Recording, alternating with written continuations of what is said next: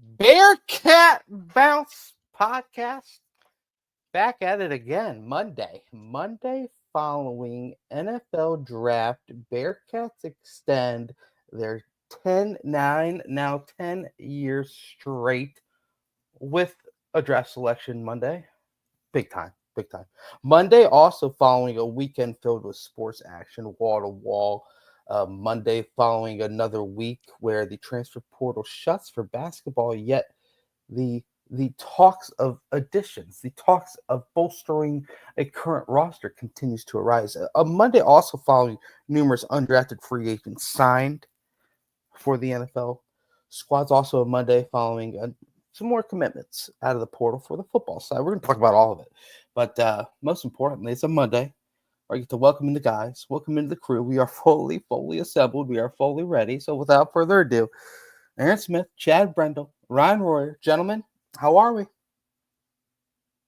Doing well. Got a little rest today. Caught back up on a little rest after the final AAU volleyball weekend of the season. So we're done for the year. Almost, Brent. Almost. We were 3 points away from a championship, our first championship of the year.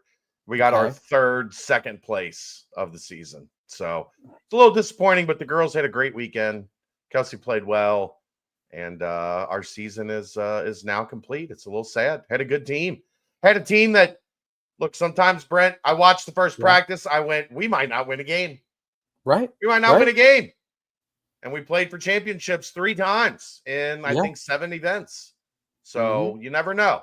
The girls progressed. They had a great season, and we had a lot of fun. So shout out to all the parents and the players and Coach Christie of the Apex 14 White team. Great season, girls. Shouts. You know, a bunch of second places is not horrible. It's better than a lot of last places and a lot of fourth places and fifth places. Yeah. So I mean, get over the hump, but that's okay. So still a good season.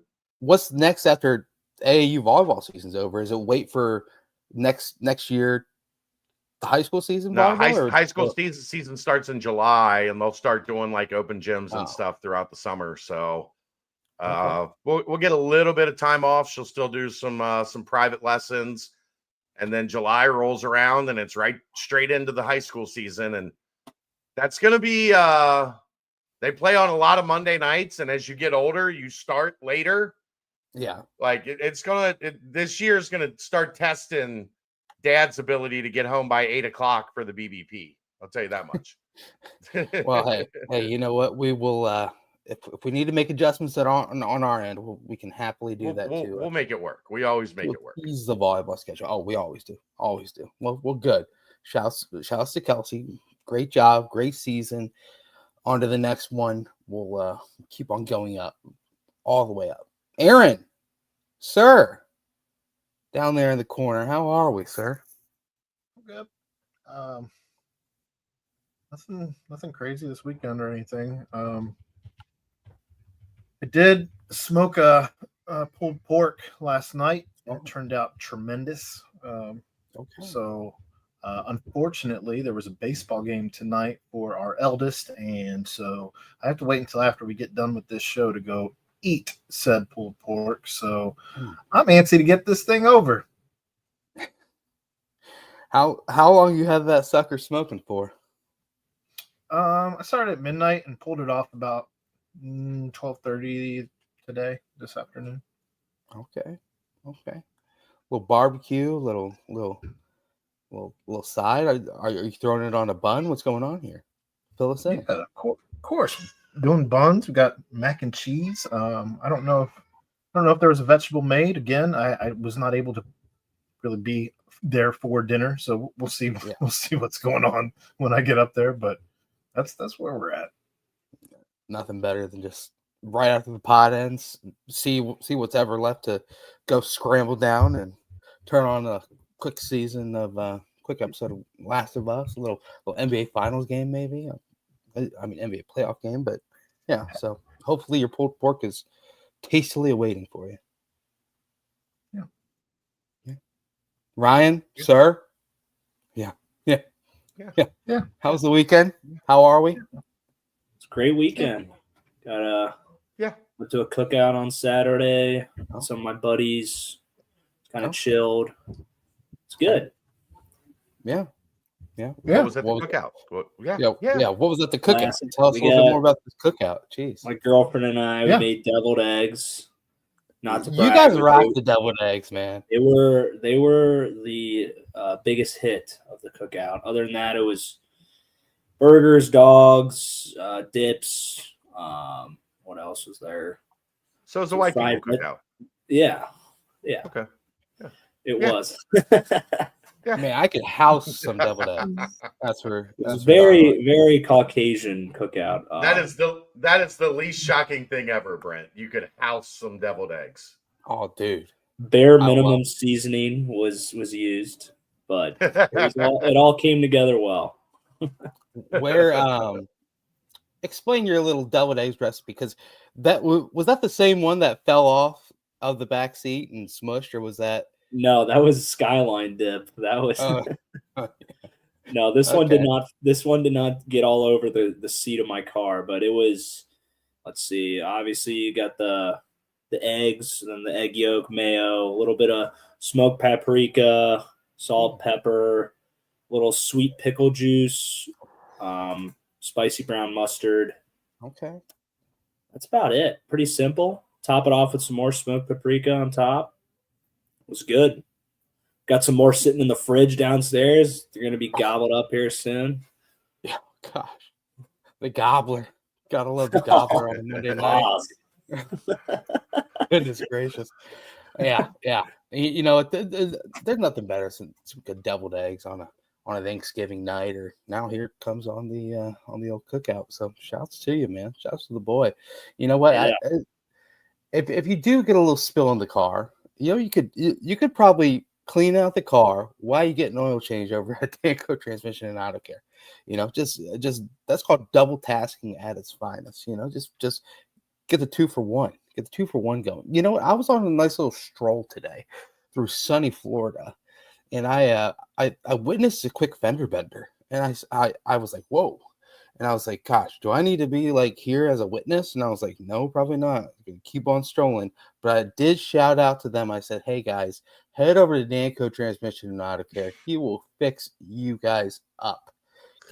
Get you $10 off your next oil change, 10% off the next fixing over at Danco Joe and Danco Transmission and Auto Care. So shouts to the boys. But yeah, guys, I've got something too, Brent. let's hear it. Big event coming up at Rheingeist. Wow. The Rumble at Rheingeist. Former Wow. WWE star Mustafa Ali and NXT champ Zachary Wentz, plus top indie stars. It's from the masterminds of Pro Wrestling Ventures, one of the top independent promotions in the country. It's a night of high energy and hard-hitting action right in the middle of Rheingeist Brewery. I'll put the link for tickets right here. May 9th, the Rumble at Rheingeist. Wow. How about that? Holy I moly. have to see if I can get my stepbrother on the card. My stepbrother's a wrestler.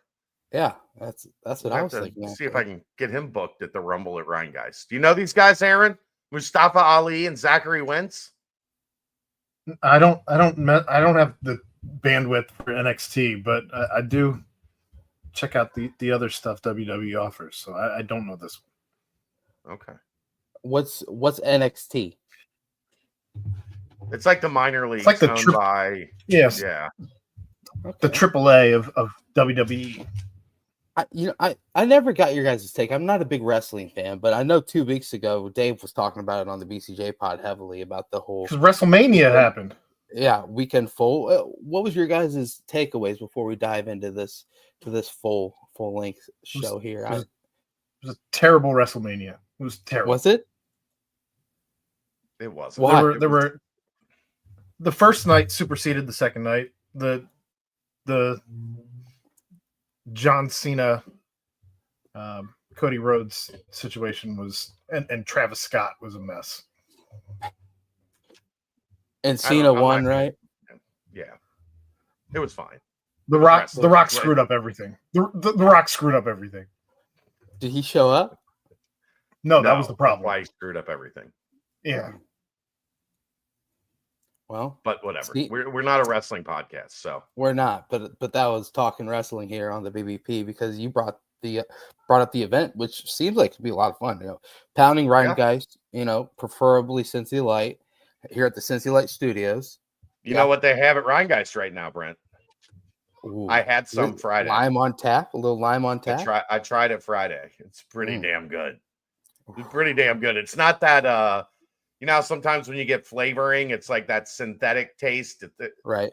This tasted like somebody just squeezed a lime in your Cincy Light. It was pretty damn good. It was pretty tasty. Drink of the summer. Can we say that? I think it's going to be a big drink of the summer. A big drink of the summer, especially later. Or it's going to be midsummer or so.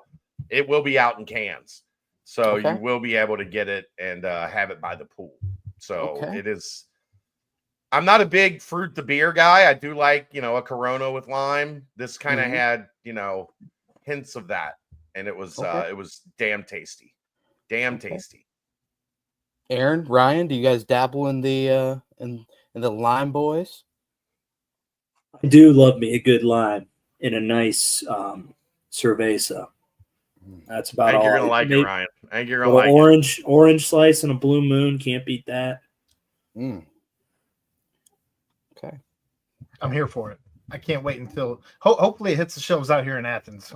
It took them a while to get Cincy Light here, but they have it now in the tall boys in the 12 packs out here in Athens. So I did look when I was there yesterday. But they did not have the lime yet. Okay. Well, the lime's not being produced in cans yet. It's just on tap at restaurants around the city. Make it part of my route. Part of my route. The VIP here is, we're going to be able to get that lime taste. And Chad, I need you to be my main go-to guy when it was good. It was stash a case for me for whenever I come back. See what I can do. I'll see what I can do.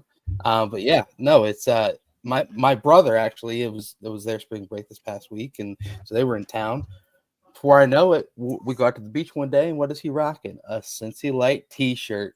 My boy, rocking. And we're 14 minutes in. Let's talk some Bearcats. People are gonna get mad at us. Let's talk Bearcats, guys. Let's talk Bearcats. It on Saturday as the picks continued to go one after the other. Did you guys slowly start to think, is this 9-year streak going to end at 9? 9 straight years with a draft pick being named. Then all of a sudden, before you know it, drafted kind of on that last second feel, that a little bit of a buzzer beater. 7th round, 34th pick, the 250th overall pick of the draft. The Green Bay Packers select John Williams, left tackle, Cincinnati Bearcats. John Williams, man, I think back way far. He was a Bearcat for so long that I wrote his commitment article and his weekly update article. Yeah, and just Bolingbrook. That was a long time ago. Bolingbrook High School. He was. I tell you what, they were smash mouth. They had an awesome turf. It was red and black turf. The whole thing was, kind of like those little mock makeup, turfs that the Bearcats once had that the fan fiction was scrolling around. But, John Williams came in, started early. Chad, I remember early when you were like, John Williams is turning some heads as a true freshman. And got some good looks early. I mean, Royer was on the team when John Williams was getting looks out there. That's how long it's been. But, had a long Bearcat career, ended strongly, had his best season this past year. Probably shouts to Nick Carwell, really, really honing in and taking his game to the next level. And he is the lone Bearcat hearing his name drafted into the NFL. We're going to touch on all the other undrafted free agents, but John Williams pushes the streak to 10. How about that, Ryan? Sprinkle in a little bit about your boy, John Williams, hearing his name called in the draft. Yeah, John's a dog, dude. Great human. On and off the field, grinder, plays the game the right way, trains super hard. Couldn't be more happy for a guy like that. He deserves that. and talk about like coming from his freshman year when he scooped up that fumble and got stripped at Indiana. It was kind of like a very humbling experience for him. I think he would admit that too, but just to see him kind of build back up from that moment all the way into being drafted, just shows the type of guy he is, the type of football player he is. So very, very happy for him. Very well deserved. Very excited to see, how he pans out in the league, because guys with that type of work ethic and, he's built on the right stuff. So I think he's going to really, really develop, and I'm super excited for him. That's awesome. Chad, Aaron, you guys had a little nightcap last night, kind of recouping, but 10 straight years of having at least one Bearcat drafted. I think the record right now is like Notre Dame, 86 straight years or something crazy like that. But pretty awesome. You both are muted, but pretty awesome to see John Williams hear his name called, because as that draft was wearing on, I started thinking in my head, I was like, oh gosh, this would not be a good time for this streak to end. But sure enough, there he was, John Williams being the player named. A lot of people thought probably Luke Kandra, but nope, it was John Williams taken by the Green Bay Packers. I do think it gives some credence to the fact that there just hasn't been the level of high-end talent necessary to win at the highest level of college football. I think the draft kind of re-emphasizes that Scott Satterfield has been not working from an insurmountable deficit, but he came in, with work to do and with a roster to rebuild. And, getting John there, I think, was an important step, because that showed development-wise, that was a guy that we all looked at left tackle coming into the season and went, I don't know, man. And then about halfway through the season, we were all like, you know what? We haven't talked about John Williams much, and that's a really good thing when you're an offensive lineman. When the pundits aren't talking about you and your play is doing the work, is setting the example, that's what you want. And they got a great season from John, and Nick Cardwell does an awesome job. He could have had 3 guys drafted. From asking around, it sounds like with Kandra, the concern was just the injury stuff. Couldn't really work out leading up to the draft. I think it was a situation where teams were just more comfortable. We'll get to you, in the undrafted free agent process. I think he'll have a real good chance, if not make the team outright, to find himself on a practice squad and earn his way into the league in Carolina, which not a great roster there. So, hopefully he can plant some roots in the place that pretends like they're the Queen City. They're not, but they pretend like they are. Right. They try their hardest. Aaron, big pickup for the Packers. Yeah, obviously you like to see a Bearcat go in the draft. It took them until the late 7th round to get there. But, again, I said this last night, but just John Williams getting drafted at all is just absolutely wild, because a year ago, none of us would have guessed that he would be the guy. If you had presented each and every one of us with that roster and said there will be one Bearcat drafted, there would be. You're a better Brent. What do you think the odds would have been a year ago on John Williams getting drafted? Pretty low. Here's the better question: how many Bearcats would you have named before you got to John Williams? If we asked today, if there was one Bearcat drafted in next year's draft, who is it going to be? How many names would you have had to have named 1 year ago today to land on John Williams? Even if you just named offensive players, I'm curious how many names there would have been before you got to Kandra, Tinsley, Kiner, Xavier Henderson. At Dante, least those. even though Dante came back, but Gerhardt, if he would have come Royer. out, if he wouldn't have come back this year. Joe Royer, if he would have come out, we would have named him. Yeah. There would have been 5, 6, 7 names before we would have gotten to John. You know what the weird thing is though, also is the whole fact where you see this happen in recruiting out of high school, as well as when scouts go to check out one guy, and then someone else kind of catches their eye. Because I'm sure a lot of scouts, probably had Luke Kandra pretty high on their boards. At one point, Luke Kandra was projected first round pick, projected second round pick, and then all of a sudden you get in there, you take a look, you're like, okay, this, D'Artagnan Tinsley, we saw him get a lot of buzz. And then as you're looking at all these people, some scouts might be like, hey, you know what? They've got this left tackle that's pretty doggone good. He kind of has a great frame, looks like he's got the ability to really, really help out on pass rush. He's an aerospace engineering major. Right. He's smart as all get out. Has a ton of experience. John Williams. So I can only imagine that multiple scouts coming in and really kind of evaluating the entire offensive line led them to see that John Williams had a lot of talent as well. Well, there was a little knock coming into the season too last year on John Williams' motor and how much is he going to give you? And we saw a complete 180 in that, and he worked his ass off. That is a huge hat tip to him and the work that he put in last off season, just getting to this point. So well done, sir. I will say though, Aaron, I think that is not that it wasn't said, but I think Ryan can attest to that. I think because he's quiet, people mistake that for doesn't have a high motor, maybe doesn't love the game as much as you want him to. I don't think that was ever actually the case with him, but I do think that perception was there. I mean, we joked around when we had DT on about having John on, and John was like, if I come on, I'm just going to sit there.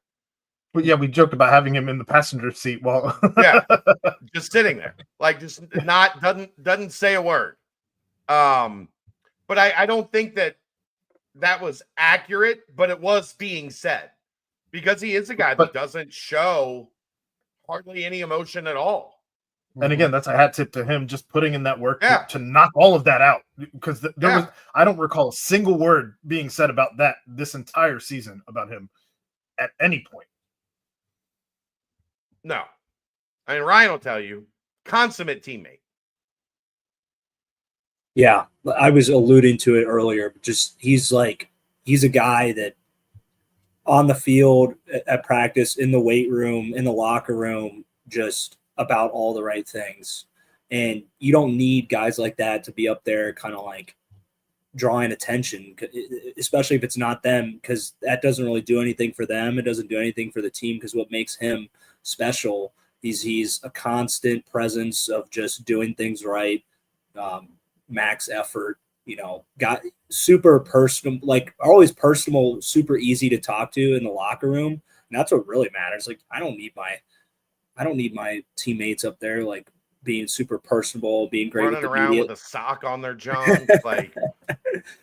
No, but he loved that. He was all about messing around, having a good time. So it doesn't. He's a funny dude. Oh, hilarious! Very, very funny. And it's like it means nothing to the team if he's super good, on social media or like in the media room talking to people. Like that doesn't win you games. That doesn't like win over your teammates. But he was good at all the right things, winning over his teammates with being a good personal guy, training hard, practicing hard. And yeah, I mean, that might keep you off some radar for some reason, because you don't have the hype train around you, because you're not out there kind of like drawing all the attention to yourself. But perfect example. If you're good and teams meet you and they like you, NFL teams, you're going to get drafted. And that stuff rose to the top, and that's why I'm super happy for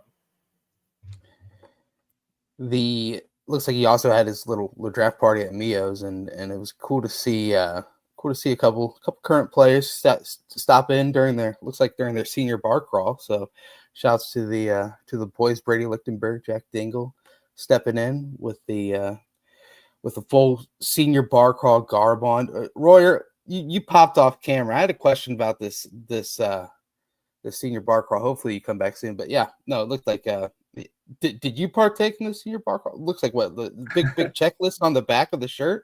Looks like what, pretty fun doggone diet there, huh? Yeah, it's always fun. Get to pop over to all your favorite spots. Check your ones off the shirt. It's always a good time because it's it's your teammates, it's your other athlete friends, non-athlete friends. Everyone's all out doing the same stuff, and it's always a good way to cap off kind of like that fun side of college where you get to see your guys. Obviously, it's all within reason, being able to have fun, but also be able to show up and deliver for the team. And it's good that the guys are all hanging out, supporting each other, and just as long as it's not at the cost of their performance. So there's always a fine line between that. And the line is a lot further away than others because there's different roles and responsibilities. So correct. It's good to see the guys together though, supporting John. And I love that he does it at Mio's. Just kind of shows just kind of like the simple, kind of rooted guy that he is, like going to a place where I know him and his guys probably have a lot of fun there, eat a lot of good food. It's a good spot on campus. It represents, UC. It supports UC really well. So just to see him kind of stick to his guns. Bearcat Journal.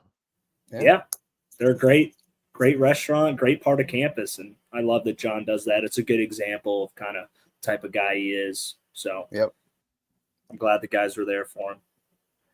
So that extends it to 10 straight years with at least one player drafted. The last year, obviously, Juwan Briggs, another 7th round pick, 243rd pick.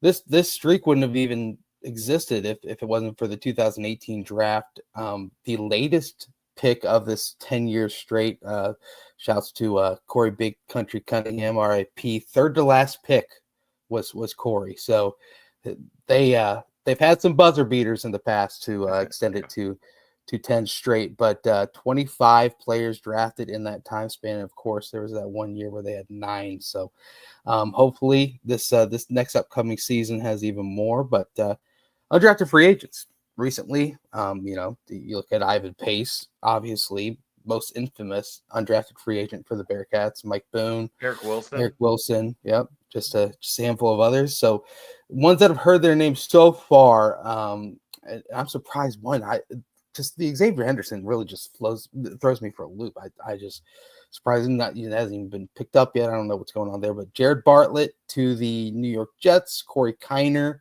to the 49ers, Josh Minkins to the New England Patriots, Luke Kandra to the Carolina Panthers, D'Artagnan Tinsley to the Cleveland Browns, and Jamoy Mays to the Cincinnati Bengals. Shouts to Dave for calling that Jamoy Mays to the Bengals. That was pretty impressive on the BCJ pod. He said I think Jamoy Mays had a pretty good, local pro day over with the Bengals. So, what are your guys' biggest thoughts or probably the one that you're going to track the most when it comes to these undrafted free agents trying to be finalized on that final 53 man?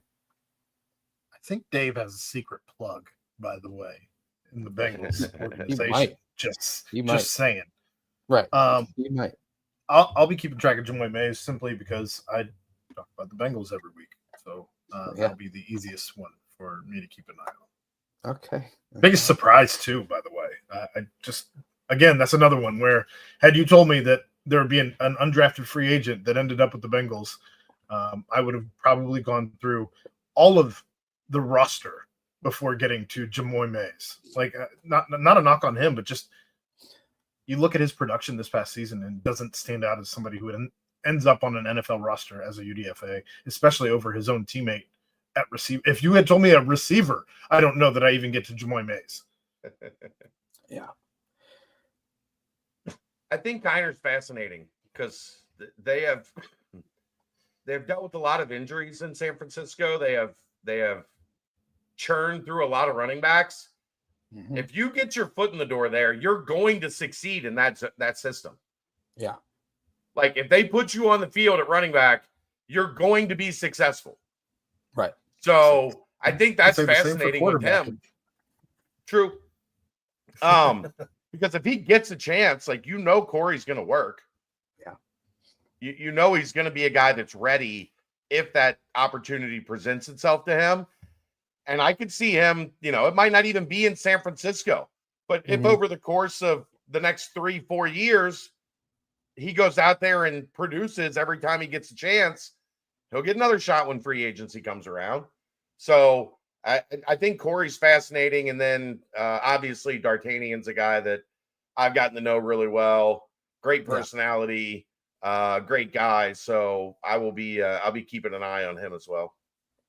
Obviously, Kandra to the Panthers, one that kind of feels like it's an 8th round draft pick for the Panthers. A little, yeah. Which is just they continue to bolster what they have. Royer, any of these kind of stick out to you that you want to kind of track and hopefully they're able to ink along a deal with their team? Yeah.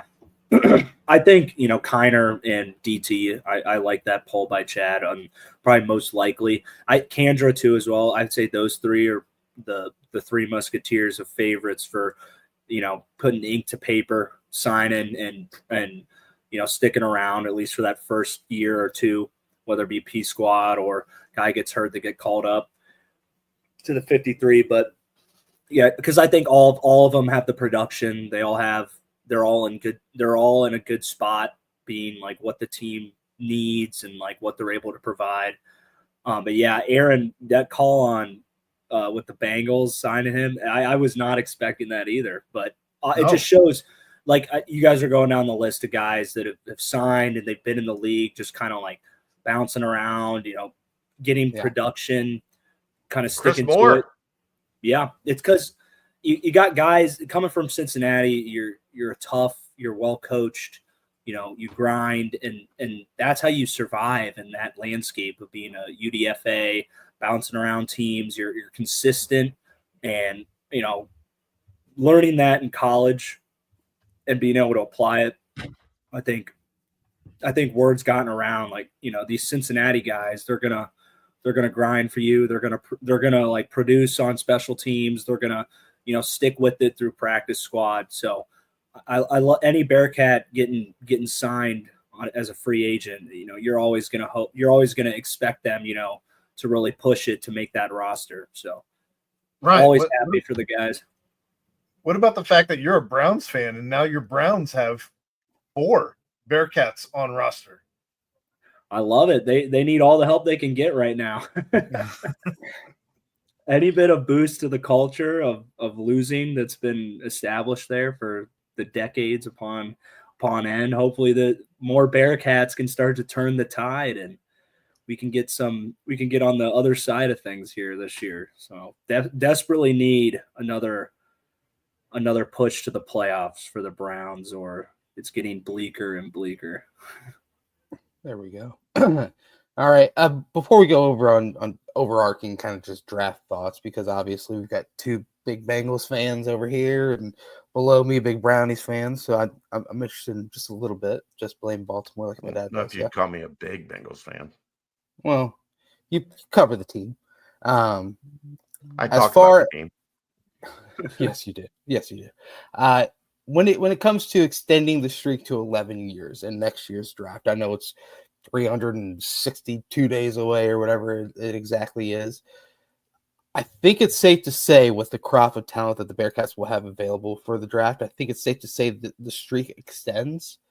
But if you put the number, just seeing how the draft has gone over the last couple of seasons for UC, if you put the number at 3.5, are you guys going with the over just based off of obviously spring ball that we've seen and past players that have come back for another season this year? Over under 3.5 in the way too early 2026 NFL draft for the Bearcats? I think I'm going to stay right at 3. I think there's going to be a guy that, has a good year, but not great enough, I guess, to kind of propel him. I think, you're going to have Joe Royer. I think he's going to be. And how many years does our Mr. Lindenwood have? I think he's got 2. Yeah. Okay. Caldwell? Yeah. Yeah. I think Joe is going to have a great year. I think he's going to be a lock. I think 3 is safe on my end. Yeah. 3's probably about right. You take under? I think Joe and Dante are going to get drafted. Right. That's why I So you didn't do got 2.5. Yeah, that's why I didn't do 2.5 there. Hi, Ryan. He gave his answer Took his and ball and went bounced. home. Screw He you said- too, buddy. He said, "Screw the riffing with Roy. I'm out of here." Yeah, I think somebody else will move in there. Maybe a Tarantayo. He's only got 1 year left, right? Yeah, I think. Yeah. So maybe he finds his way in a guard somewhere. Right. This was an offensive line draft. Usually they cycle, so one's really good, then the next one kind of dips a little bit. So, if he Gavin Gerhardt at center with that's a guy that could be going into the league with essentially 4 years as a starter at center. So could be a guy you see go in the late rounds without injury issues. Yeah. A couple of the DBs could, we haven't seen any of them play. So you could see somebody, McDoom or somebody like that, jump up into the conversation. So I'll go three. Logan Wilson. Maybe Golday kind of has a Golday, true breakout year. Yeah. Year Logan 2 in the Wilson. system. Yeah. Logan Wilson at corner. Right. I think if I feel safe at 2, then you take a gamble on a third and say, I'll take 3. Right. Yeah, I think pretty much evidence is the last 2 seasons. It's kind of predicated on how well your team plays, obviously. Get more eyeballs on it. You see more quote unquote winners, I guess. So the better the season, the more draft picks. I think pretty much correlation there. So excited to see what they have in store. But the streak continues. Shouts to John Williams and all the boys. Hope good luck. Best of luck on your next journey, next steps. But this was a crazy draft. One where pretty insane. Where out of the 257 picks, 223 players came from the SEC, the Big Ten, the ACC, and Big 12, the 4 power conferences. 150 of those were from the SEC and Big Ten. 86.7% from the Power 4 teams. It's one just underlying storyline that is going to see. Early, it felt like every pick was Big Ten or SEC. Like the every first pick. round was like 25, I think. Yeah. Of the 32. But yeah, I think you're going to start to see that trend continue, obviously with the transfer portal and things of that sort. Couple other storylines, just the fall of Shadur, the kind of interesting reaches from some teams here and there. Interesting trade at the top as Jaguars go all out to get Travis Hunter. But the Bengals, Chad, Aaron, Aaron, I know you're going to dive into it probably pretty in depth tomorrow, but just first thoughts on the Bengals draft haul and kind of what sticks out to you the most. 4.5 sacks is not a ton of production, but we'll see. He's heralded as potentially the highest ceiling. Luke Kuechly, a guy who knows ball, talked today about him having potentially the highest ceiling of anybody in the draft. So we'll see what Shamar is all about. That said, I love the Taj Brooks pickup in the 6th round. We saw a ton of him at Texas Tech, and a dude who put up a massive amount of yards without a massive amount of usage. Give me him, because the Bengals have had issues with injuries at running back, even as recently as last season, as both Zach Moss and Chase Brown were injured. So I am over the moon about that 6th round pickup in Taj Brooks. Stewart is. Here's the thing that this just stuck in my mind all weekend with the Bengals. Like, if Shamar Stewart was picked by the Eagles, we would all be convinced he's going to be a Pro Bowl guy. Yeah. All the measurables, and you go to the Eagles and you develop, and you're great. Yeah. The Bengals he'd be surrounded by Pro Bowl guys as well. Sure. But because they develop, Aaron, they're known for that. They draft and develop. And you're dealing with Golden coming in his what they're first known year. for. They take draft picks, turn them into starters, and win games. The Bengals fancy themselves a draft and develop franchise without the development. Why do you keep like risking gambling on like the biggest projects. You can reach for, and then you bring them in and they don't produce? Like, that's the frustrating part. The Bengals, if they had a competent front office, should know we have to take the most surefire, can't miss guy with our pick every year, because we're not known for developing. We're not known for drafting these development guys and 2 years down the road going, that guy's an all-pro. Look how good we are at our jobs. Instead, it's the exact opposite. What happened to that guy? Anybody ever hear from Miles Murphy since he got drafted? No. Ross, like the speedster. Yeah, John Ross. You got to know. You got to know your scouting report. The Bengals scouting report is they hit on guys that are Billy Price. They hit on guys that are ready. They don't hit on these development, freak athlete, all the measurables, whatever you want to talk about, guys that have 1.5 sacks. The last team in the NFL I trust to develop a guy with 1.5 sacks is the Cincinnati fucking Bengals. And I was trying to butt in there, but you got Mike Golden, who's trying to transition from college to NFL. Like, there's always yeah, sorry. And that's gonna there's gonna be a new defense. He's gonna try to learn the franchise ins and outs and try to install his stuff, get all his coaches on the same page. And it's gonna be hard to be like, yeah, we're gonna be able to develop this guy.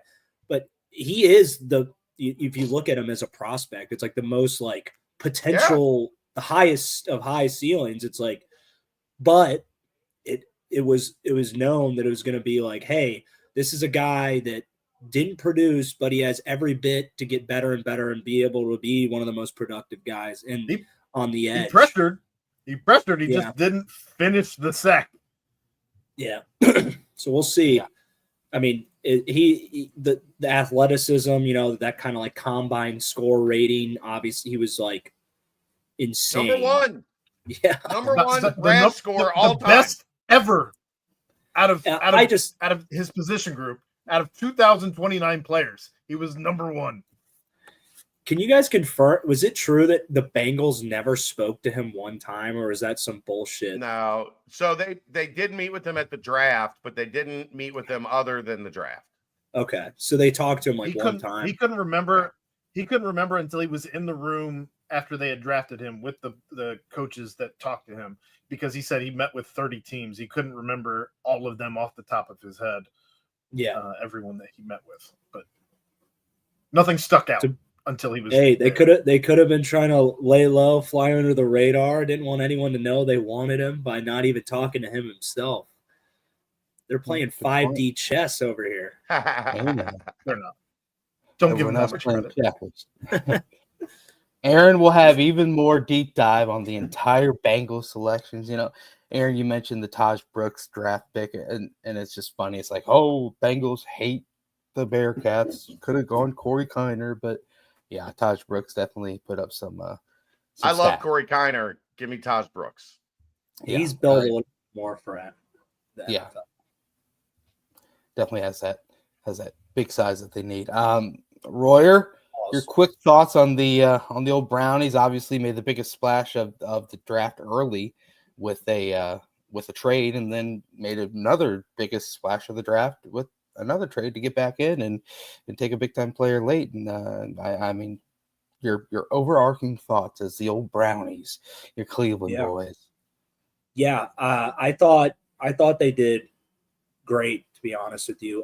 The Shedeur thing is going to get the most attention. I think for what they got for that pick, I think they want a quarterback. This draft class of quarterbacks, I don't think blew anyone away, with Cam Ward kind of being the only true, NFL ready type of guy. But the Titans were locked in on him from the get go. But they got another running back in Judkins, so I think he's going to be transitioned really well to the NFL. By getting Gabriel, I think they went and got a guy who's a lot of production. We know how long he's been in college. He's produced at every team he's been at. Trying to just see if in some way maybe they can get like a Tua Tagovailoa out of him at some point. I don't think that's going to happen, but he's a solid backup to fill the quarterback room. And then you kind of have Shedeur sitting there right in the 5th round, and I think it kind of comes down to someone's like, I think it was the owner just saying, we need to get this guy. Like, he's here at the 5th round. Let's just go get him. But, I mean, that getting him doesn't, deter me from what I think they got. I like the trade for pick number 2. I think they fleeced the Jaguars, to be honest, by getting another first-round pick next year. And they're probably going to be bad again, so that should be another high pick. And Browns are going to Browns, so they'll probably have another high pick next year too. So even more opportunity to load up the roster. But I was happy with them. Obviously, they got a lot of question marks still with bringing back Flacco. Who knows what the hell is going to happen with Watson? But I think they did a good job this year in the draft. So a little bit of positivity that'll all come crashing down probably around week 4, but we'll be happy for now. And Mason Graham's a stud as well. So yeah, they didn't get Travis Hunter, but they got a really good piece on the defensive line. He complement like they don't need an interior guy that's going to be like a sack monster when you got Myles Garrett. Obviously, you can make the call like, oh, why didn't we go get Abdul Carter and throw him opposite of Garrett? But yeah. I don't know. Mason Graham's a great pick. He was the number 1 interior guy.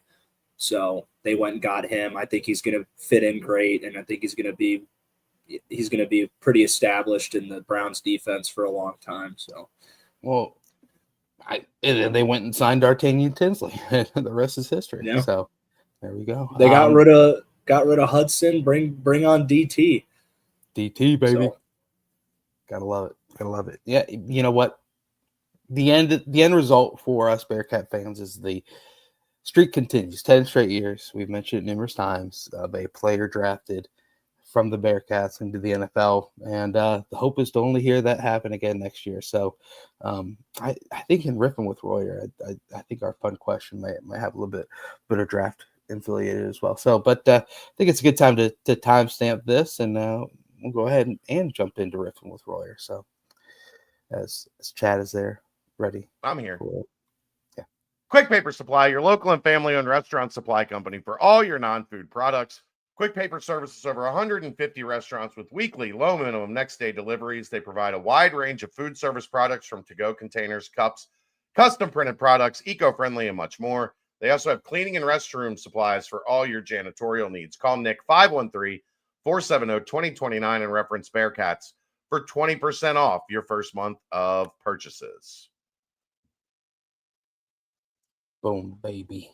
Ryan. Boom, baby. It's that time, baby. We don't have a sponsor for it, but we'll do a riff with you, brother. Let's do it. All right. Who do you think has been the most successful undrafted free agent in Bearcat football history? Ooh. I know I'm going to jump on this quick. I know his time hasn't been long, but I think Ivan Pace has to be the answer for that, right? I mean, he's certainly near the top of the list. Let's see here. I got it pulled up right now. Yeah. Ivan Pace, all rookie team. Let's see here. Andre Frazier was a Super Bowl champion for 2 years. Yeah, that's a big one. Pittsburgh Steelers. I know Jeff Linkenbach had a handful of starts for the Colts at tackle. And Eric Wilson's had a hell of a career. Yeah, he's stuck around for a while. God, I'm trying to think. Mike of who Boone's else. been pretty. He's been Mike Boone's carved out a good career. Yeah. The punter. Who? That was Huber? with the Bengals. Oh, yeah, Huber? Was Kevin Huber drafted? He was drafted. He was drafted, yeah. Was he really? Yep. Yeah. What are we doing? Jason was what, a late round? Was he 6th? Jason was a 6, yeah. Somebody asked about Yep. that earlier. He was in the 6th round. He wasn't on the cut line. We weren't sweating on Jason like we were a couple other years. Kevin Huber was a 5th round draft pick by the Cincinnati Bengals back in 2009. You wonder why I hate them? I mean, I think they got their money's worth out of him. He was really good for a decade. I'm not arguing that, but just what are we doing taking kickers in any round? I mean, if you get the one that has a 10-year career, I think you're all right with it. No. Yeah, I think Okay. I think we're gonna see that Ivan Pace is. I like the fact that Ivan Pace did not get drafted is just it is an unbelievable. Just because what he's small, Injustice. it is terrible. But I mean, George Wynn had a couple good years. Kenbrell Tompkins, Johnny Holton, but I think Eric Wilson, Mike Boone, Ivan Pace. I go Eric Wilson, Ivan Pace is like then Frazier. I mean, obviously had a great career. Yeah. Good question, Ryan. Yeah. What about Ryan Royer?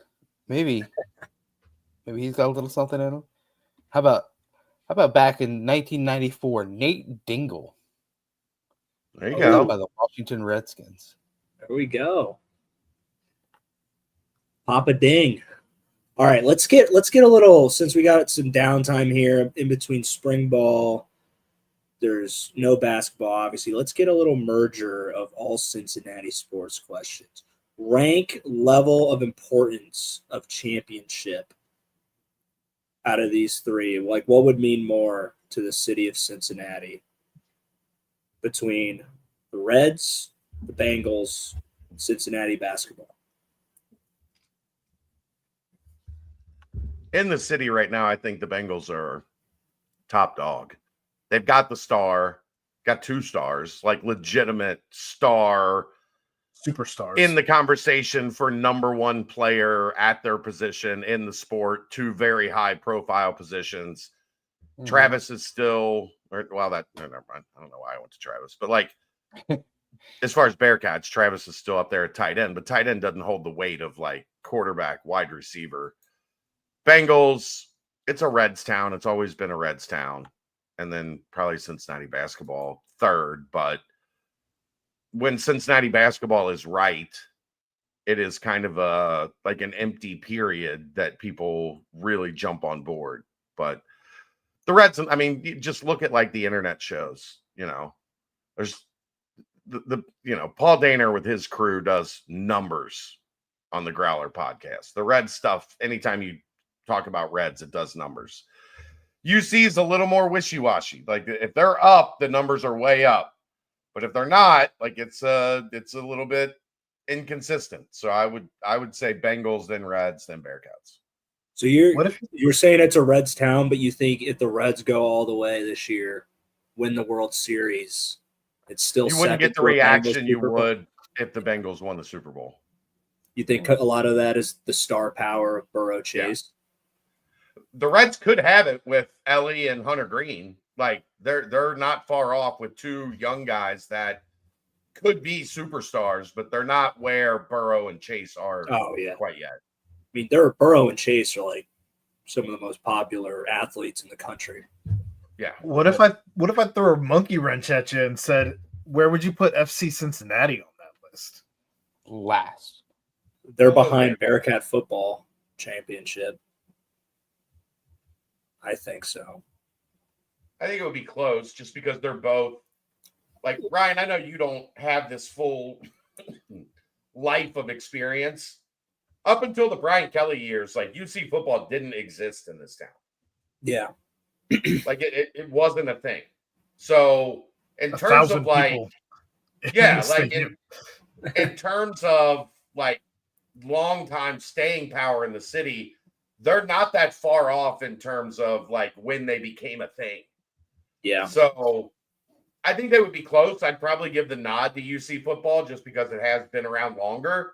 But FC is picking up a lot of steam in the city, and they're a little like Xavier basketball, right? In that they don't have like the largest swath of fans, but their fans are very loyal, dedicated. Their fans are diehard. They're in it. So I think it's a little like Xavier. I think those two like are kind of in the same stratosphere. I would probably put Cincinnati football slightly ahead of those two, but not by like a significant margin, just because it's still a fairly new thing for college football in this city to be Cincinnati focused. A lot of, when it's football season, there's a lot of Ohio State fans here because there wasn't really an option for college football in Cincinnati until 2006. I'll give the nod to college to Bearcats football only because in that particular scenario, only because the depth of alumni that you have for UC that I think would come out of the woodworks in the Big 12 if they were doing things to get to a national championship in the Big 12 and through this new revamped CFP where you have 12, 16 teams, who knows, whatever we're doing. I think it would be very, very impressive. And I think, again, people would come out of the woodworks for it. Again, I hate agreeing with Aaron, and I've done it a lot the last two shows, but there have been 35 to 40,000 people at Nippert Stadium for every game the past two seasons, and the product on the field wasn't exactly championship level. Like, people are still turning out for UC football, even in a downturn, that I think gives them a nod. And how about this?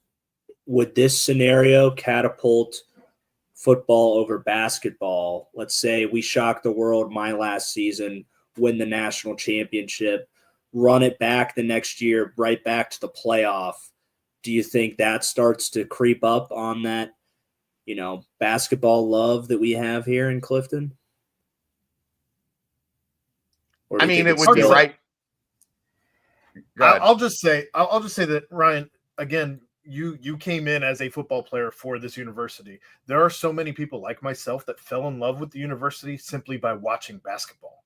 Yeah. And to try and take that away from them is a tall task. I've fallen in love with football at this point, where I think football and basketball, depending on the teams that are out there, they're neck and neck for me. But that's me having covered and working with the football team, where not everybody has that experience. But I agree with you guys. I'm just, trying to throw out some side ones here, but I've obviously in my 5 years, and then since, it was very obvious the level of care, importance of basketball here, because the tradition, the history, it just stacks and stacks and stacks over football. But hopefully we can start building that football reputation back up. This is a big year to start righting the ship. Yeah, it's happened a couple times, Sean, but it hasn't happened a lot. Right. I want to see the day where a kid picks a UC football helmet over a Buckeye one. It's probably back when they went to the Wiley did it. Wiley had Kerry Combs in his DMs every day until he stepped foot on campus, trying to get him to flip to the Buckeyes. So Joe Royer did it, and Kai Stokes did it. Well, that doesn't. They went there and then came here. That doesn't exactly count. He's talking about with a chance to do it out of high school.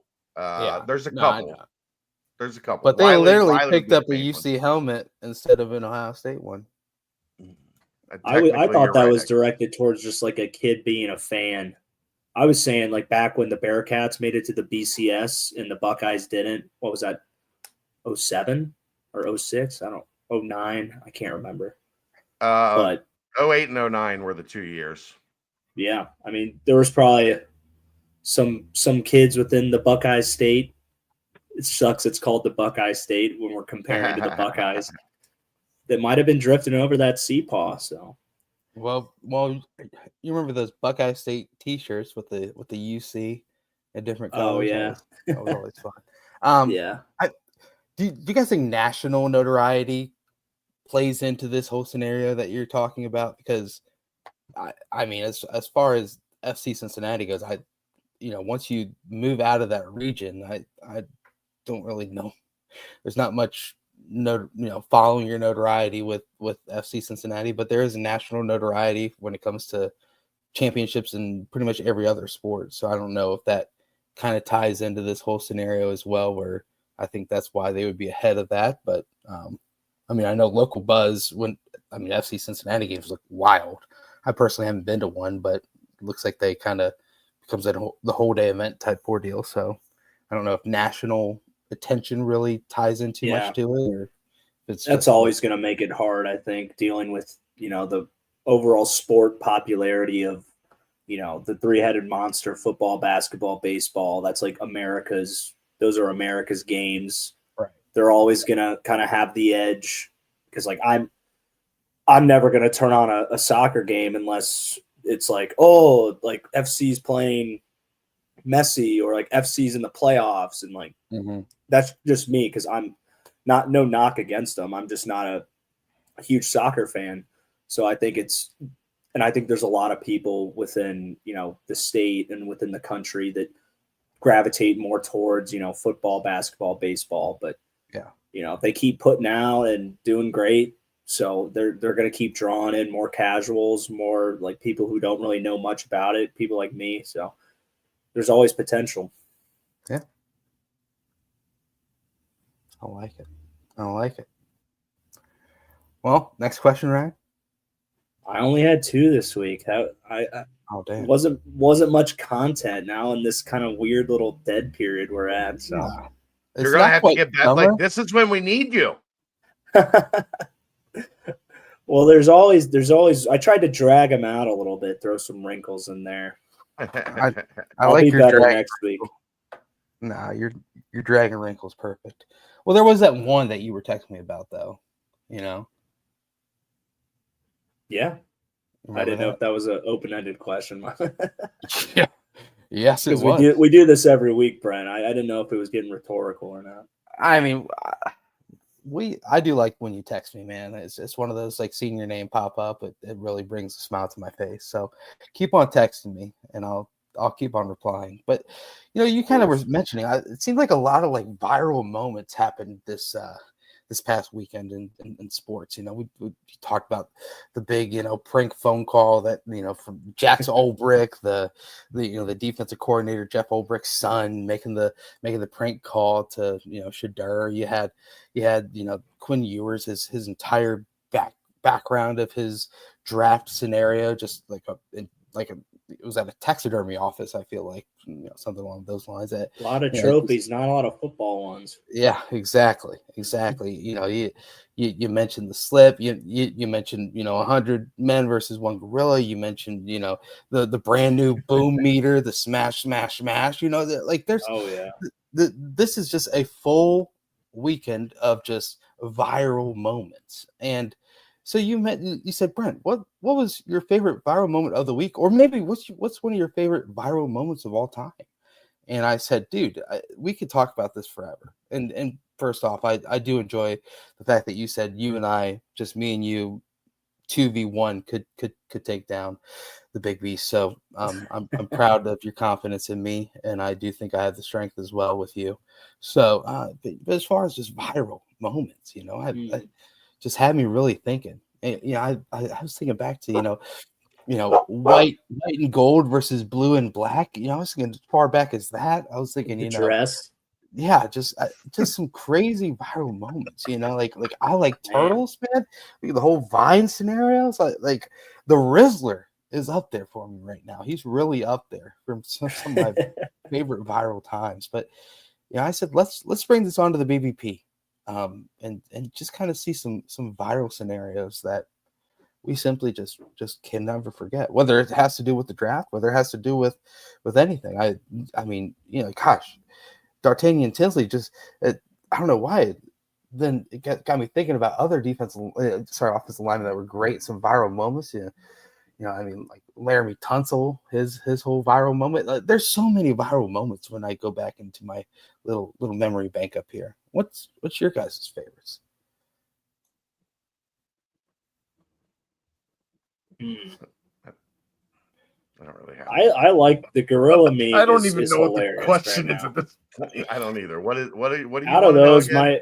out of the current ones, the gorilla is very captivating. All the different spin-offs. I'm loving that right now. What's your take? Whose side are you taking? I think gorilla.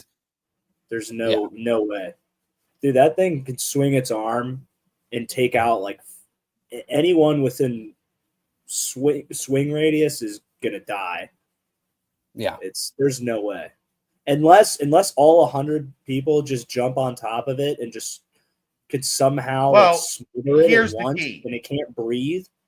Remember when I talked to you guys about the bees? The bees, they could like smother the hornet and they could vibrate their body to the perfect temperature. You did tell us about that. Something like that. We'd have to get everyone would have to be vibrating on that gorilla.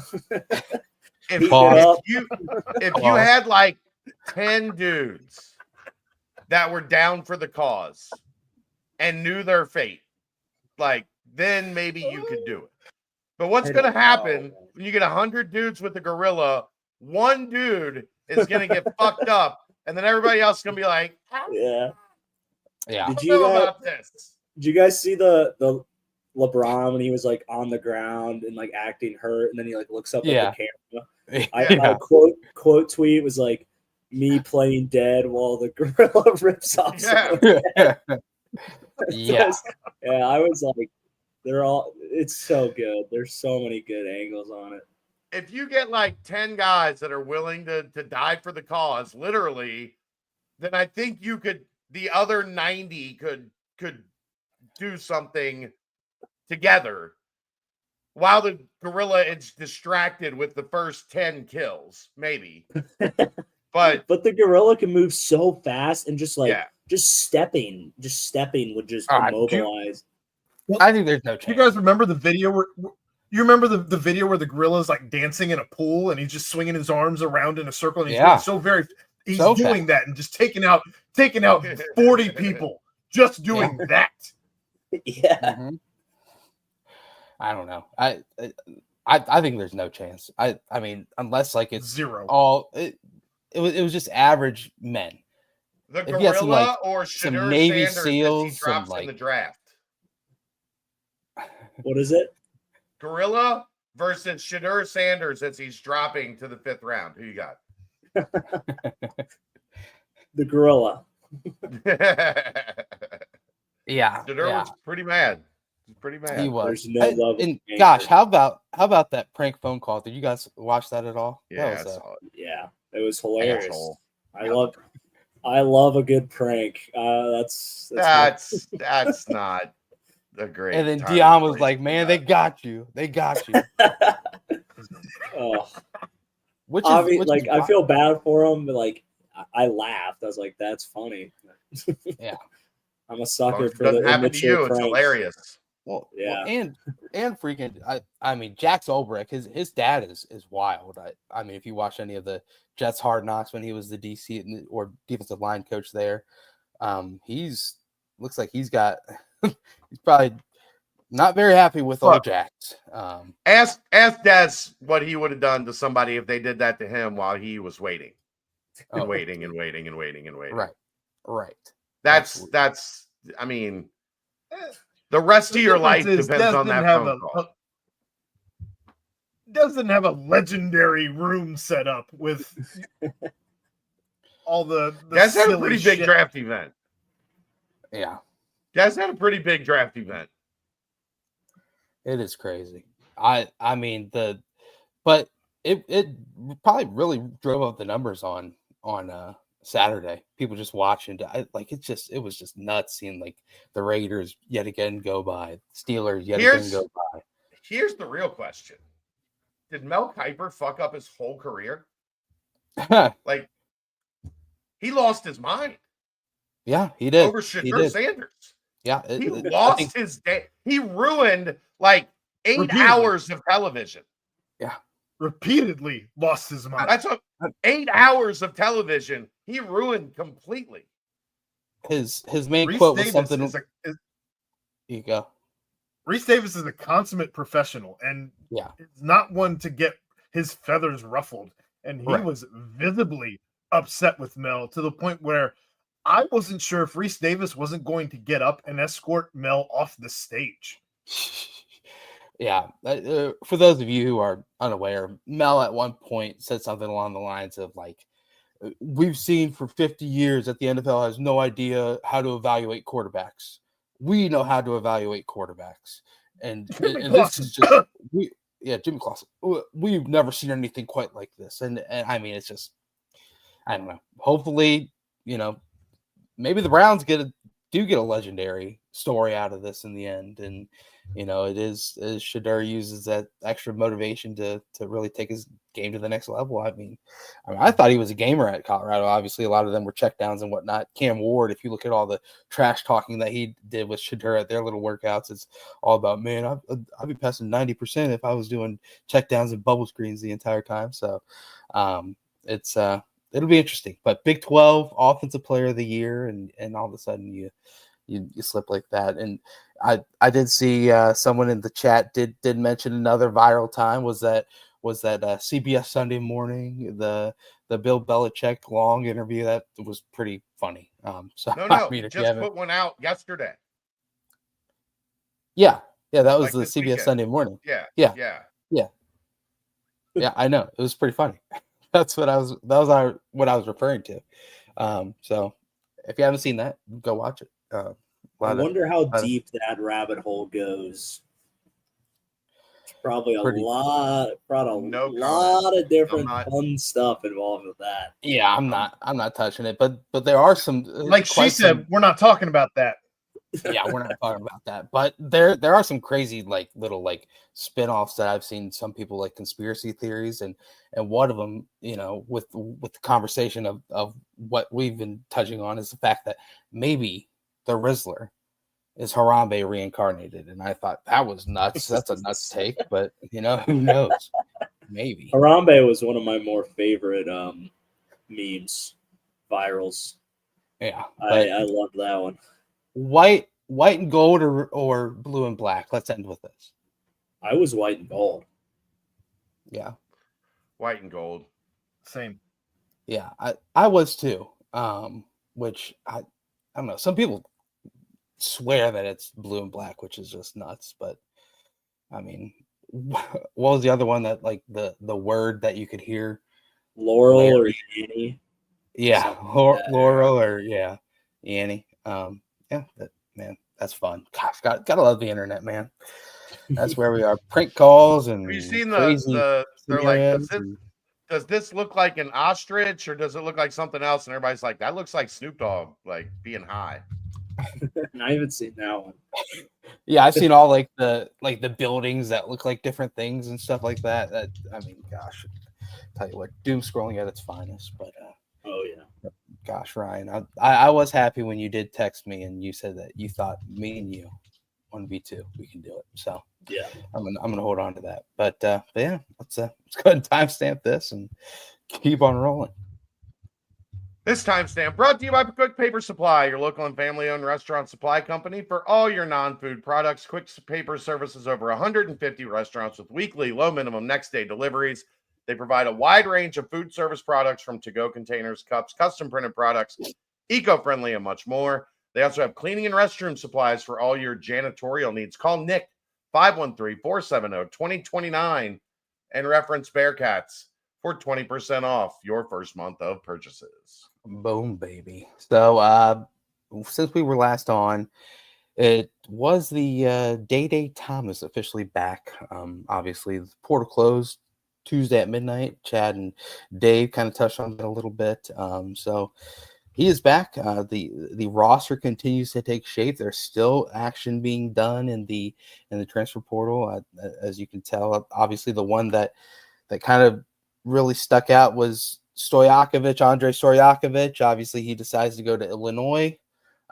There's been a couple of other names floating around there on the board and on the old Twitter sphere. But so far, if you're looking at who is out and where they're going, Rayvon Griffith did commit to Kent State. CJ Anthony to Iona, pretty interesting one there. Is Iona a higher level, mid to low major? So shouts to him. Dylan Mitchell, St. John's, Arlington Page, Northwestern, Josh Reed, Penn State, Dan Skillings, Baylor, Connor Hickman, College of Charleston. I think Tyler Betsy and JJ Rembert are the two that exiting Bearcats that have yet to make their final decision. But as far as incoming, any further more on the portal conversation as basketball continues to unfold? I am monitoring. I was hopeful to get some information today, but I was told it's still not quite ready yet. So I'm waiting, continue to wait. But that's just kind of how this stuff goes. I mean, I remember last year it was waiting. Then it was Sean Stewart. Yep. And then that fell through and he went to Ohio State, and then Dylan Mitchell, like kind of right after that. So, there's still names out there that could impact this roster, be it a hybrid forward, be it a power forward, stretch four type guy. There's still options, and it appears like if you're involved with Stojakovic, you're not broke. Right. Like if you're even throwing your hat in that ring, there's still a little bit more money to spend. Yeah. So let's see what they can come up with to kind of close this thing out. It'll be interesting. I think the roster is in good shape. But I definitely think you could use another forward with some skill that could, kind of line things up a little bit even more. So we'll see what they can come up with. I know, Stojakovic was kind of a different mold than what we thought they might be looking after, but when you can find a guy at the high major level that scores 19 points a game and you can at least get your foot in the door, you see what you can make happen. So that part will be interesting. More to come on BCJ. Stay locked in on that one. Yep. A couple more just quick notes. Kashmir Wright named the Walnut Hills High School head coach. I saw another little report saying that he might be bringing Justin Jackson with him on the staff. That'd be quite the thrill there. Just teach everyone the mean face and keep it rolling. Then you got Aziz Bandago entered the portal with no eligibility remaining. You've seen a handful of players do that across the country. You might as well. Right, exactly. Doesn't hurt anything. Yeah. What former basketball player are you most interested in seeing what they do on their new team? Baylor's fascinating. I'm not gonna lie. There's a whole lot of minutes to be had down there in Waco, but I think St. John's is going to be really good. Seeing what Dylan Mitchell can do on that team will probably be at the top of the list for me. I will not be watching Penn State or Northwestern. I can tell you that. Nothing against those two guys. I will not be watching either of those teams, regardless of who they play. Maybe the occasional MAC game. See what Ray's doing at Kent State. I'll keep an eye on Ray. I might check some box scores and keep an eye on him. CJ Anthony, Iona. I will more likely watch Ray and CJ Anthony than I will a minute of Purdue or Northwestern. Penn State. Or Penn State. Northwestern and Penn State. How about we just watch the one game Northwestern versus Penn State and just, two birds, one stone scenario there. No thanks. How about no? That sounds awful. It'll be taking place at 11 a.m. on a Saturday. That's not even going to be televised. Yeah, the Big Ten Network won't even. Peacock. We on Peacock. Yeah, Peacock. Peacock Prime, the additional service where you have to pay a little extra money to watch it. So. Peacock 2. Peacock 2. The indoor Or you'll practice be able to facility. find a lot of Xavier games once the Big 12 is also on Fox. Oh, the Big East, yeah. Oh, yeah. Do they call Peacock 2 Peacocks? Ooh, I like that. The plural version. Is Peacock? Nope. Pretty doggone crazy. I see a lot of peacocks on down here in Florida. Wow, Thrifty. Wow. Yeah. That's all I'm going to say. I'm not putting that one up. Yeah, nope, not touching that one at all. But yeah. Lastly, the indoor practice facility and athletics performance center that got named the Shakely Indoor Practice Facility and Shakely Athletics Performance Center. Probably pretty easy to see how that was going to unfold. Big news, Brent. Ready. That story written by Justin Williams. Mm-hmm. Justin will be joining us Wednesday night on the BCJ podcast. Oh, wow. We couldn't have the pleasure of Justin Williams on the BVP. So I tried to get him tonight, and he was solo parenting tonight with his 3 girls. His wife was not home. Okay. So the plan was tonight, but it didn't work with Justin's schedule. So he'll be joining us on Wednesday night instead. I told him you were going to be devastated. I am pretty devastated. Love you, Justin. Excited to hear you on the BCJ pod. Love when there's a good story. He comes sniffing back around. Hey, man. I told him he doesn't cover the Bearcats anymore. He's Big J now, man. He is Big J. I said, you don't cover the Bearcats anymore. We'll probably only need you for 20, 30 minutes. Where, back in the day, we would keep Justin for like 2 hours. Right. But well, he's got hard deadlines now. He didn't want to have to go wash bottles. Yeah. Right. Thrifty, more buildings on campus with the same name as other buildings and places on campus. They tore down the Shakely Athletic Center, the practice field. So, of course, they had to name they tore down what was named after him. It's not there anymore. Exactly. And then super lastly, football adds long snapper Eli Stein PPS from Wisconsin / Arkansas. He was the long snapper for Max Fletcher when Max Fletcher dominated college football with his punts. So big addition.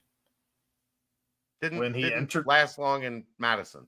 No, he did not. When he entered the portal, I don't know if you saw Max quote tweeting him saying, "Let's run it back." Oh yeah. Tea leaves, Aaron. Tea leaves. But yes, quite the addition. And I mean, long snapper is an important position. So as long as you can get each little box checked when it comes to special teams. I mean, Royer, how important is a long snapper to the football team? Seems like it's pretty damn important. Yeah. I mean, teams are always looking forward to take advantages of, bad snaps. It's all about time from snap to kick, whether it be field goal or punt, and any mishap involved with that. You saw last year when I'm trying to remember what team dropped a punt snap against us. Was it Pitt? I don't remember. But obviously, you got to put the ball in the perfect spot every single time for your holder, for your punter. And you got to have it snapped at the right speed so that the whole operation, gets on track. Because if you don't, I mean, teams are time and game in every single inch they can find out there to be able to block something. Because we all know how big those plays are in football games. So snapper is crucial, a guy that you can rely on no matter what every time to go out there and put the ball where it needs to be put. So it's huge. Very unsung role on the football team. All freshman team SEC is his freshman year. He was on a list as best watch list for best long snappers in the country. So why not bring him in? And the familiarity between him and Fletch should be great. But Aaron, it's time for the old mailbag. Take it away. Let's go. Not very deep at all. That's partially me to blame, as I didn't post it until later this afternoon. Busy with pulled pork. Tisk. Let's get out of here, though. Real quick, starting in the football portion of the mailbag, best transfer in from the portal by position. That's pretty easy. Go ahead. I mean, is he talking from the entire team or like position by position? Who were the best ads in the portal from this past Spring portal? Spring portal or fall and all the portal? I mean, offensive line, Joe Cotton. Easy. Tight end, Patrick Gerd. Safety, we've got That's a hard handful one. of options here. Yeah. I'll go Xavier Williams there. Okay. I like the dog that Taden Barnes brings, so I'll say Taden Barnes. Okay. We running back. Yep, Howie running back. Edge, we got a couple options on the edge here. It's either Jalen White McClain or CJ McCray. I'll go CJ McCray. Okay. Wide receiver. This is Jeff Caldwell. Gotta be. I think that's a pretty easy answer there. You hope so. Right? Although Cyrus Allen, Caleb Goody each got some high praise. I think Goody went down with like an injury later in spring ball. So McDoom at corner. McDoom corner. I think the only other option, kind of, I guess, Tarantino, I guess, goes with offensive line. I don't know between him and I think obviously Cotton's probably the bigger one. So the look, the feel, Cotton. Yeah. Linebacker, soft. Gibson's the only linebacker they had, right? Gibson's the only one. Yeah, that's an easy one. That was a softball. Defensive tackle. Oh, what about kicker? I'll go Rusnick. Good answer. Wow. Yeah. A couple new defensive tackles, I guess we can. Yeah. But I haven't seen either of them play, so that's right. Challenging. You know? Yeah. So I'll say, you know what? I'll just say Elijah Gunn. Sure. Then I'll go Isaiah Rodgers. Oh, okay. Quite the contrarian. There we go. Haven't seen either of them play. What am I supposed to do? There you go, UC Merck. You're welcome. Moving on. If Set continues his 2 more wins each year pace from 3-9 to 5-7 to 7-5, is his seat hot with AD Cunningham? What number of wins are required to keep the fan base off his arse? Apparently, we're British. There is 7 will be good with people, but me personally, 7 is not enough because we should have had 6 last year. So there is 0 chance his seat is hot if he gets to 7 wins. 0. Yeah, no, 0. Not going to happen. Fans, this is a bowl game. It's hot. If he missed, I think even at 6. I don't think he would get fired at 6, but I think it would the pressure to win the following year would be immense. But the fans, I think fans are going to want 8. This doesn't. If we don't get 8, it just, like I've said it like 500 times, just doesn't feel like this thing's going to go anywhere special. Yeah, I mean, if they get 7, I don't think people are going to be too like out over their skis. But I think 8 is kind of where everybody's looking at it and saying, get here and we'll talk. The goal's got to be to compete for the Big 12 championship. Like, that's where this thing has to get to. Because that's a tall task, obviously, but if we gotta start rising to the top, or if we don't start doing it soon, we're gonna get trapped in this mid to bottom area that a lot of teams can get stuck in when it comes to moving over to a bigger, better competition conference. Yep. And we don't want to be in a kind of an everlasting average state. So we got to find a way to break through quickly. And you're going to lose Corleone. You're going to lose Royer. Thorsby, who knows, like, what that holds. Like, there's going to be a lot of questions next offseason. You want to go get it this year and build that momentum off of keeping your core.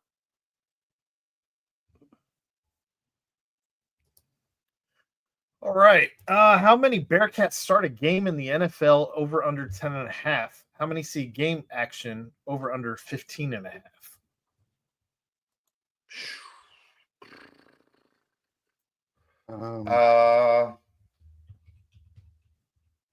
I mean, the guys we know, like Sauce is going to play, Kobe's going to play, Alex Pierce is going to play, Kobe, Sauce, Pierce, Trey Tucker, Travis Kelce, Brian Cook, Eric Wilson, Ivan Pace, Jerome Ford. Yeah. Wiley Briggs. is Wiley going to Jerome start? Ford start? I don't know if Wiley starts. Well, the Browns, they're moving on from Chubb, right? Right, but you just drafted Judkins. I mean, all right. Tyler Scott.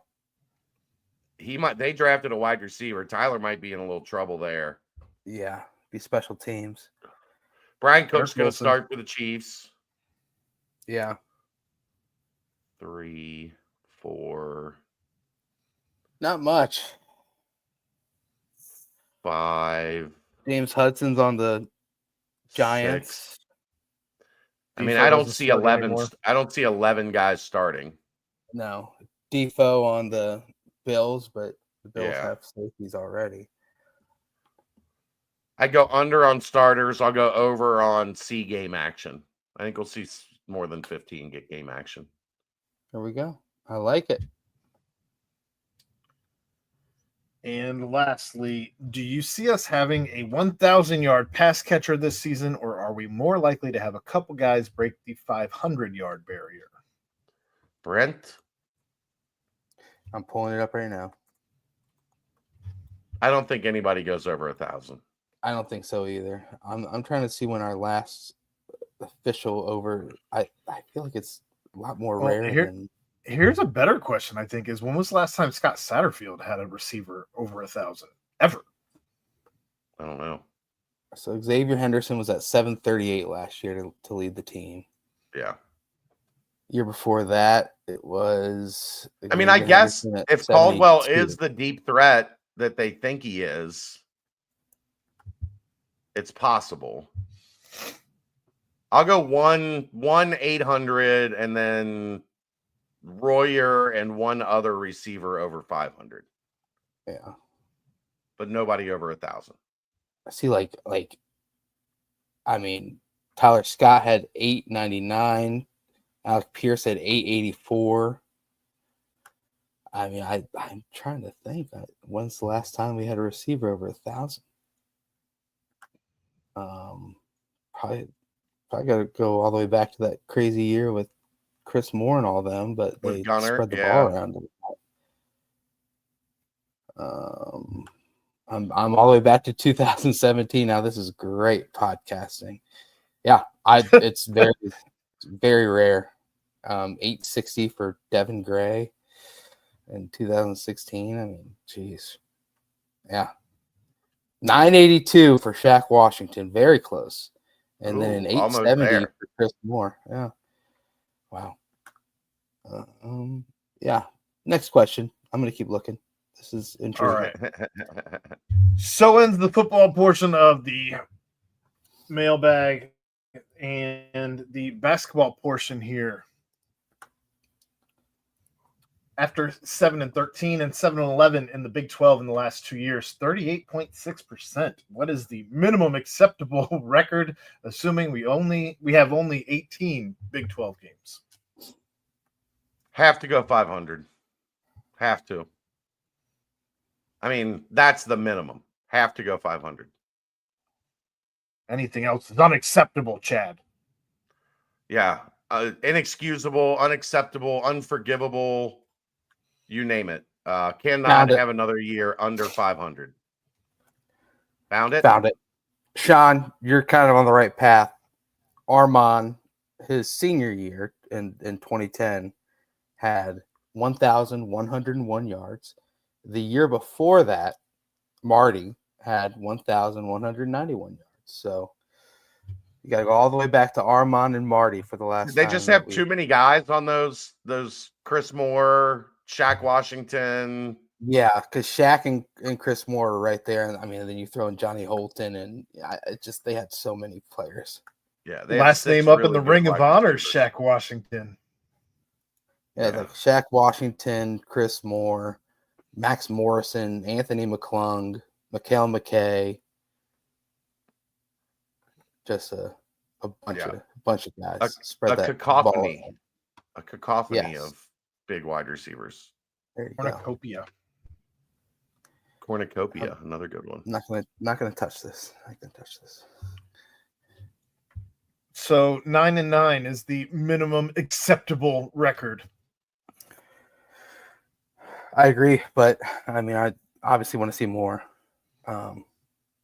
because you want to see more. What the question is? Minimum acceptable record 500. 9-9. 500, but like, is it out of conference? Are we going to be like? I think you. He asked what the minimum acceptable record is for 18 Big 12 games. 9-9. I know. Yeah. You're answering different questions. There's only 2 more questions left in this mailbag, so answer it as long as you want. I guess that's the magic number. I guess that's the magic number. All right. Over under 31. Over under 31 minutes per game for Chom in Big 12 play. Under. 28, 29, somewhere in there. Until I see Wes Miller do anything that doesn't resemble hockey line shifts, I will say everyone is under 31 minutes per game. But that's not accurate, Aaron. It's accurate in non-conference play. In conference play, the rotation shortens considerably. Yeah. Aziz had 26.9 minutes per game in conference play. And Cham will be better than that. So 29, 30, something like that. I just think 31, that's a lot of minutes. He had 29.8 in conference play this past year as a true freshman, and they had no backup big. It also depends. Go ahead. With Haynes, and it also depends. Do they add a legit 4 where Haynes has less minutes available at the 4, so you have to play him more at the 5? I don't know, Chad. I don't know. I'm saying if they do, like, that's what they're looking for, right. A wing forward or a 4. So if they add somebody that eats into some of those potential minutes for Haynes, Haynes is not going to play 9 minutes a game if he's playing center most of the time. Okay. So it'll be under. Yep. And lastly, what will the high school recruiting cycle look like going forward? Should we expect commits to happen much later and in much fewer numbers? I mean, they've taken 2 a year, essentially. So I think if they can get to top 75 level type guys, I think it'll continue to be 2 a year. If you have a year where maybe you're not able to pull that off, then you won't see. I mean, I don't think they're going to reach. You don't have to reach anymore, and you can just go to the portal and get somebody that is a lot more ready. So if you can get them top 75, top 50 type guys, you go get 2 of them. If you can't, you're just not winning with freshmen. Like, it's not happening in this league. And as we have seen, even the top 50 level guys take development, most of them. And if they don't get the action they want, it happened for Jizzle. He got the playing time. He stuck around. Didn't happen for Tyler Betsy. Didn't happen for Ray. They left. So You don't want to spend a lot of time and resources developing guys for somebody else's program. So if you think you're getting guys that are going to impact the program early, you get them. If you don't, developmental guys just aren't really a thing anymore unless the guy is like perfectly okay with, I'm not going to play for a year or two. And guess what?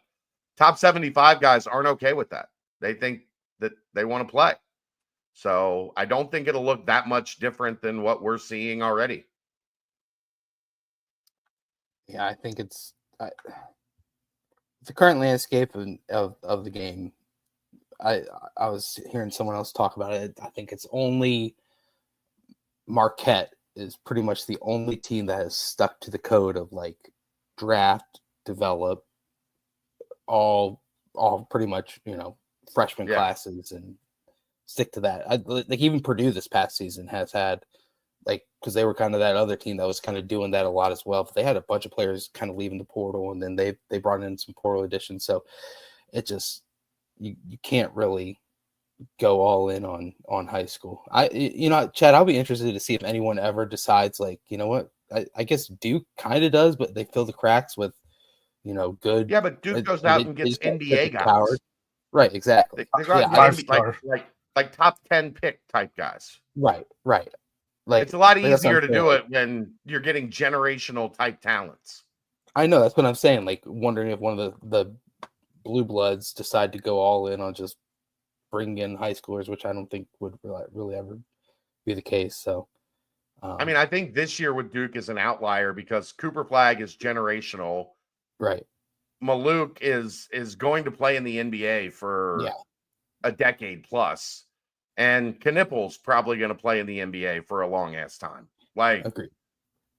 That's a whole, when you can do that, you can go get freshmen. But guess what? It burned them in the end. It did. Some people say Cooper Flagg is not clutch. Some people say. That's what they're saying. Not me, but some people. Not me. Some people out there. Some people out there. That's the mailbag. Get us out of here, Brent. Well, you know what, guys, that was a thrilling episode. We're starting to hit the summer stretch of BBPs and podcasts in general. As more news will come along, we will be able to bring you all of that. But it would be awesome. What's that? If Ryan could dip into his bag of former players and get us a couple guests here in the summer months, like guys in the NFL that maybe don't have anything going on for another couple months. I'm liking the sound of that. Like a good idea. Like an Alec Pierce, maybe, to come on and join the show. Mm-hmm. It would be embarrassing if I had to do it and I could get Ryan's old teammates at a higher clip than he could. Yep. You do have the edge right now. I do. Yeah. Mm-hmm. So who knows? Maybe we'll see. But shouts to Danco. I'm not counting on it.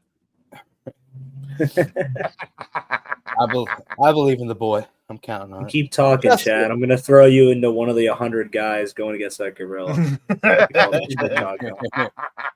Throwing your hat in the ring. Hey, I don't have to be faster than the gorilla. I just got to be faster than the guys that get eaten by the gorilla. And then it's just you versus him. Yeah, and he's full at that point. Too tired. You're helping feed him until he eats so much that he explodes. That's the way. And then I make a quick trip to the dispensary and I throw the gorilla a couple gummies. Me and the gorilla chill. You might be onto something. To have some laughs. Yeah, that's right. Might be on. I think I figured out the way to do this. The dismembered bodies you start gathering and forming a weapon based on what you can find. Sharpen a bone of an arm, and maybe you could get the jugular. It's more of a dark and twisted side to it, but right. Yeah, I'm sticking with get the gorilla high. That's what I'm going with. That is a good idea. Throw like a stack of 100 milligram gummies into his mouth, and then you just got to survive for like 15 minutes, and then that gorilla's going to take a weed nap. Or you slap it on the back of one of your buddies, and he's trying to run away. The gorilla. Yeah. eats it off of him. It's probably gonna be Something. hard because you don't want to try to stick your hand in its face. It'll kill you with your gummies. Well, like now you can infuse anything. So maybe you get a steak and you put like 500 milligrams of weed butter on it. The gorilla eats the steak and then he's out. Yeah. Or lather up one of the first 10 that go after him and just Still sticking with my vibrating like the bees is the only way to do it. So yeah, I'm drugging the gorilla. I think that's where I'm at. I'm gonna drug the gorilla. No reason to fight, just vibrate, right, Ryan? Just overheat. Vibrate it out. Oh, don't stop moving. And that is how we pause to end the BBP. Danco Transmission Auto Care. Shouts to you. Shouts to Cincy Light here in the Cincy Light studios. Shouts to Quick Paper Supply for the paper that they, all the timestamps, that everything that we truly enjoy. And shout to John Williams getting drafted by the Green Bay Packers, extending the streak 10 years. That's right, a decade. Impressive. Stay locked in, BCJ. More news coming, and things never stop here. Things never stop. So for the guys, for the crew, for the squad, Aaron Smith, Chad Brendel, Ryan Royer, and Brent Young, yet again another fantastic BBP presented by BearcatJournal.com.